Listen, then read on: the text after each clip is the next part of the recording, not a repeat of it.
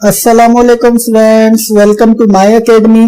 आज की वीडियो में हम कुछ इस तरह का पैटर्न प्रिंट करवाएंगे यूजिंग फॉर लूप। तो इस पैटर्न को प्रिंट करवाने से पहले इसके स्ट्रक्चर को समझना लाजमी है। तो इसी वजह से हमने इस पैटर्न को पैक किया है एक बॉक्स में और उस बॉक्स को हमने डिवाइड किया है रोज और कॉलम में।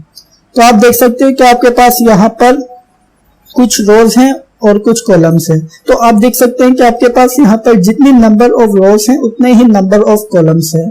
और यहाँ पर जो फर्स्ट रो है उसके अंदर स्टार प्रिंट है और लास्ट रो में स्टार प्रिंट है।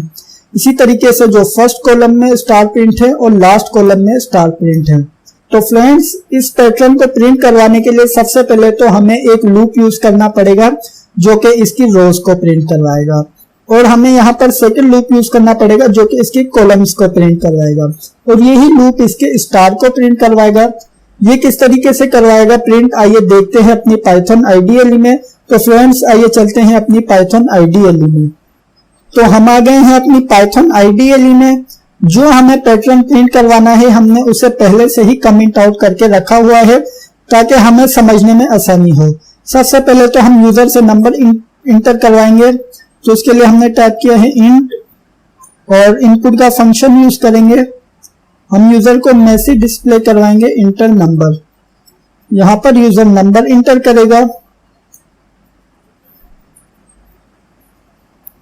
उसके बाद हमने बात की थी कि हम यहां पर दो लूप यूज करेंगे। तो सबसे पहले हम लूप यूज करेंगे जो कि इसकी रोज को प्रिंट करवाएगा। तो हमने टाइप किया है फॉर आई इन रेंज।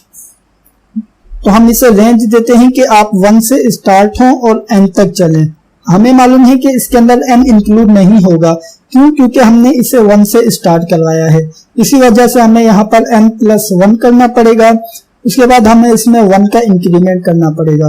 उसके बाद हम प्रिंट करवा के देखते हैं कि क्या हमारे पास ये लूप रोज को प्रिंट कर रहा है। इसे सेव करके रन करते हैं। यूजर यहाँ पर नंबर इंटर करता है 5। तो आप देख सकते हैं कि आपके पास यहाँ पर 5 रोज प्रिंट हो रही हैं। इसका मतलब ये है कि आपका ये वाला लूप बिल्कुल ठीक काम कर रहा है। लेकिन हमने बात की थी कि हमें स्टार प्रिंट करवाने हैं कॉलम्स वाले लूप के अंदर। तो फ्रेंड्स, कॉलम वाला लूप हम इस लूप की बॉडी के अंदर ही टाइप करेंगे, या आप कह सकते हैं कि कॉलम वाला लूप नेस्टेड लूप है। उसके लिए हम टाइप करते हैं फॉर j इन रेंज। हम इसे रेंज देते हैं कि आपने 1 से स्टार्ट होना है और n तक चलना है। तो हमें मालूम है कि n+1 करेंगे। उसके बाद 1 का इंक्रीमेंट करवाएंगे इसमें। उसके बाद प्रिंट करवा के देखते हैं कि क्या ये स्टार प्रिंट कर रहा है।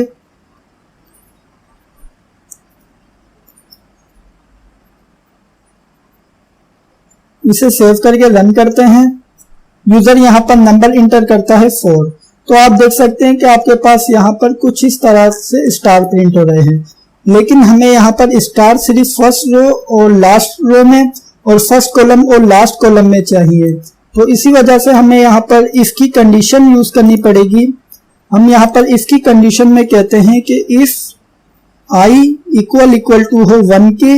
इसका मतलब है कि हमारे पास फर्स्ट रो और i इक्वल टू हो n के। इसका मतलब है हमारे पास लास्ट रो। तो प्रिंट करें स्टार को। इसे सेव करके रन करते हैं। तो यहाँ पर नंबर इंटर करते हैं 4। तो आप देख सकते हैं कि आपके पास यहाँ पर फर्स्ट रो और लास्ट रो प्रिंट हो रही है। इसी तरीके से अब हमें यहाँ पर कॉलम्स को प्रिंट करवाना है। कॉलम्स को प्रिंट करवाने के लिए हम यहाँ पर इफ की बॉडी के अंदर ही कंडीशन देते हैं कि j इक्वल टू हो 1 के। इसका मतलब है कि फर्स्ट कॉलम और j इक्वल टू हो n के।